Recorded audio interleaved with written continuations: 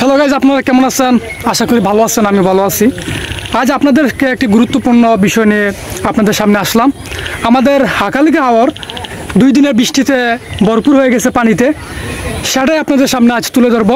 তো আমরা আজ এই এলাকার একজন জনসাধারণের কাছ থেকে তার মতামত জানতে চাইব, আসলে হাকালুকি হাওরে তারা কীরকম অবস্থায় আছে। ভাইয়া, আপনি তো এলাকার মানুষ। হ্যাঁ ভাই।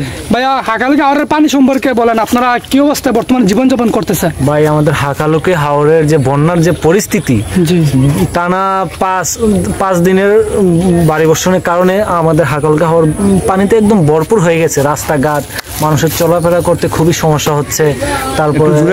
তারপরে হচ্ছে আপনার যে রাস্তাঘাট ডুবে গেছে, মানুষ চলাফেরা করতে পারতেছে না।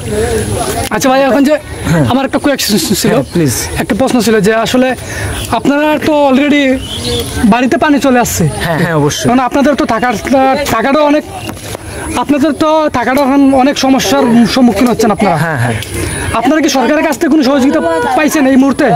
না, আপাতত সরকারের কাছ থেকে কোনো অনুদান পাই নাই আমরা।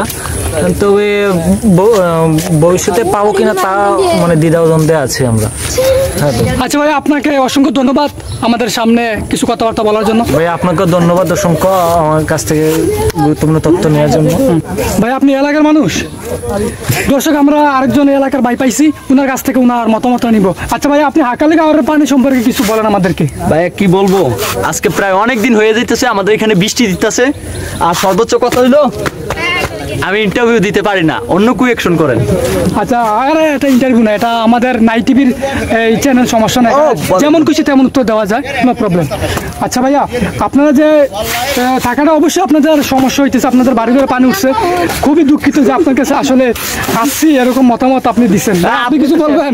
না ভাই, আমি এই যে গাইজ দেখতেছেন, এখানে মানুষ নদী পারাপার হচ্ছে নৌকা দিয়ে, দেখতেছেন হাকালুকি হাওর পানিতে ভরপুর হয়ে গেছে।